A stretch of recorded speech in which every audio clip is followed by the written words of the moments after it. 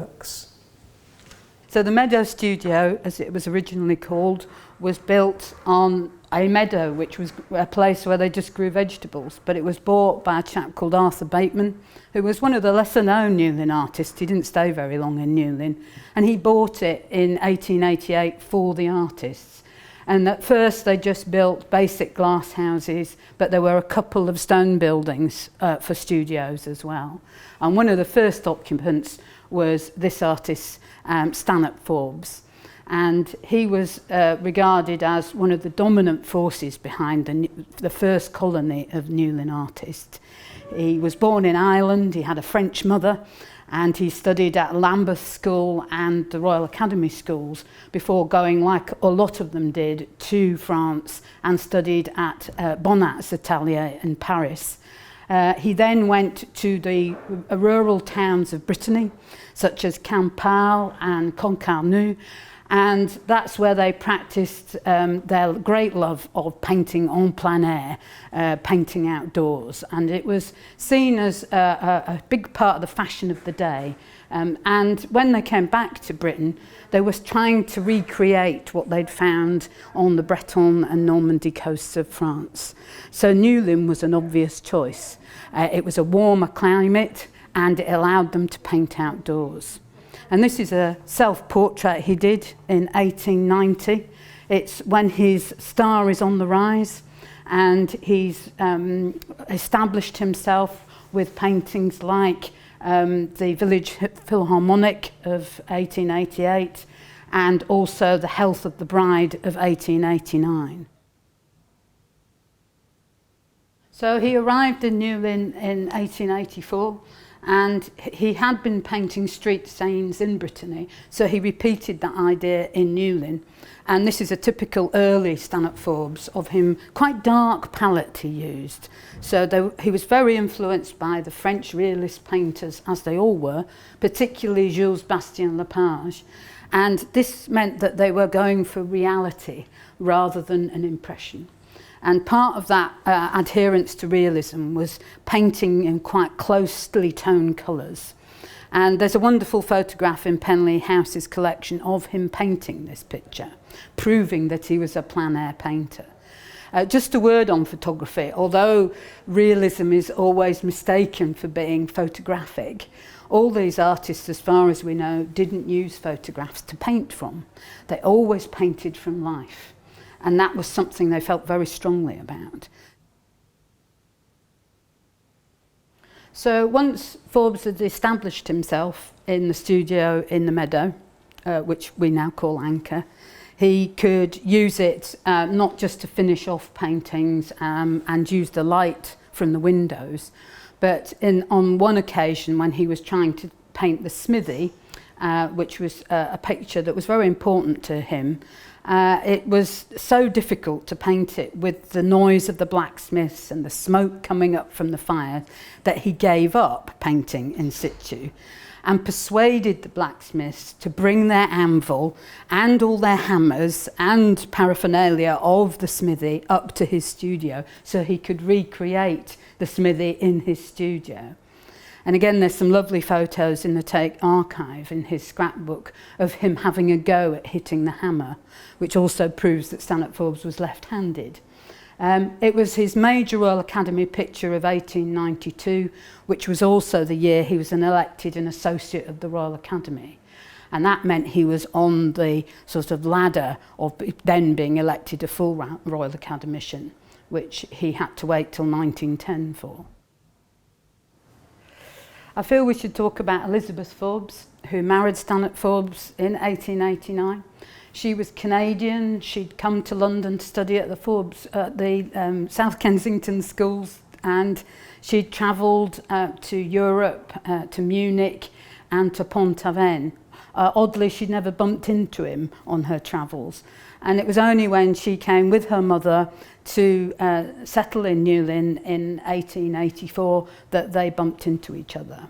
And they were engaged in 1886. They had a very long engagement till 1889.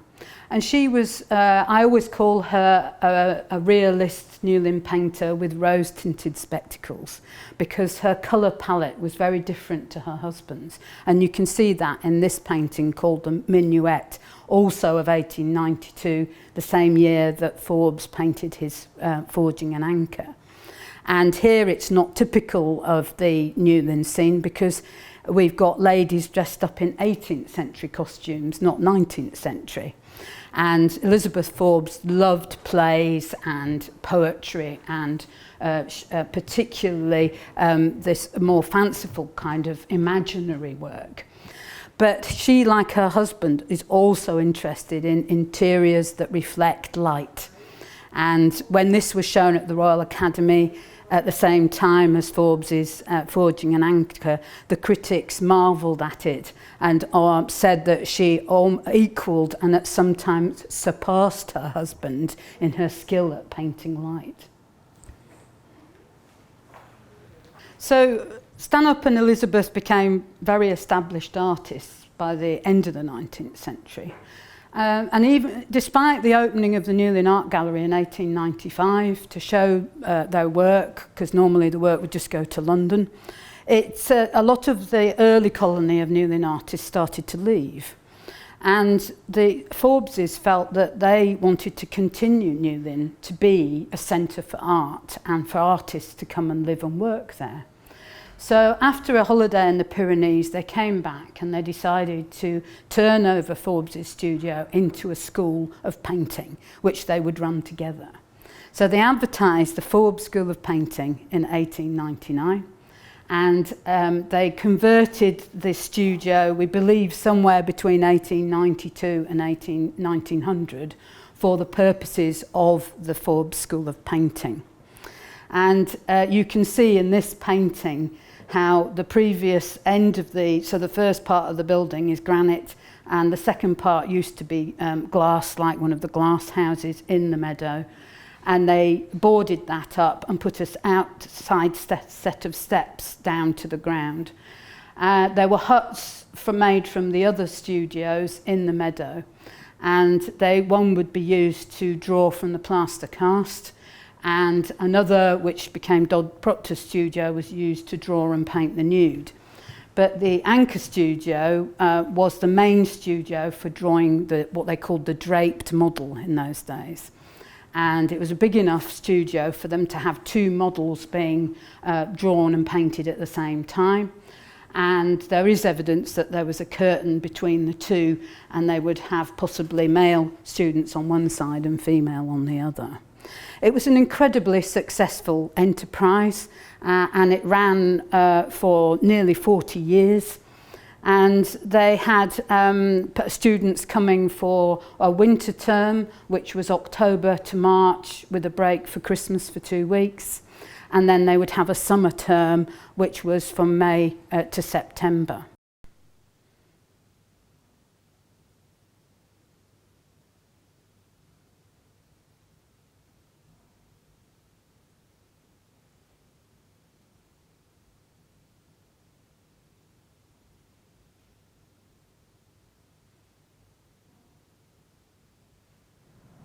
So here we have a typical Stanhope Forbes interior of a Newlyn cottage, and we're highlighting it here to show how he would maybe have done sketches in situ with his models, but he would mainly have taken them back to his studio and put them in front of his windows, which were very similar, and to recreate the lighting effects. And it was even by 1901 he'd started to move away from these darker interiors to much brighter paintings that we'll look at in a minute. But these have the same qualities of so many of his key paintings that brought him such great success. And these paintings are still dominated by the figure. And that was certainly how he felt that paintings, the subject of his paintings should be the figure. But the other subject in artistic terms is the light, and how the light comes in the window and hits the figures so that he can create a sense of their three-dimensionality and an atmosphere in the room. He was very clever at painting reflected light as well, which you can see in the ceramic pots hanging on the dresser in the corner, and even the picture hanging down with the light hitting the back of it. So he was incredibly observant of these tiny little details, which all add up to making an interesting painting that would draw people in. This is another wonderful example of Forbes's great skill at painting light and reflections. It's called Chadding in Mounts Bay. You can just see St Michael's Mount in the background. Again, it's painted on this wonderful, sunny, bright day, which was not typical of Newlyn School paintings. In all the early works he'd done in the 1880s and 90s, up to 1900, they deliberately chose grey days to paint on. And there's a very good reason for that, because on grey days, your figures don't create shadows. So you can pick what time of day to paint it in. As soon as you have bright sunshine, you have to get your shadows and reflections right. Otherwise the picture's not convincing or realistic. And chadding is the name of the fish that they're catching, which is a small sea bream, and they're just children catching it with a line and hook, which was a common thing in nearly every harbour in Cornwall.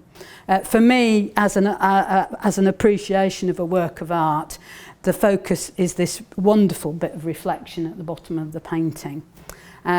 This picture is in Worcester City Art Gallery, and so many of Forbes's pictures were bought by regional art galleries, particularly in the north, where all the northern industrialists had the money.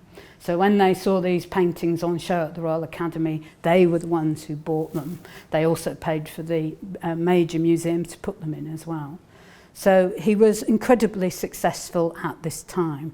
And it's showing off all those skills that he's acquired now when he's been painting for over 30 years.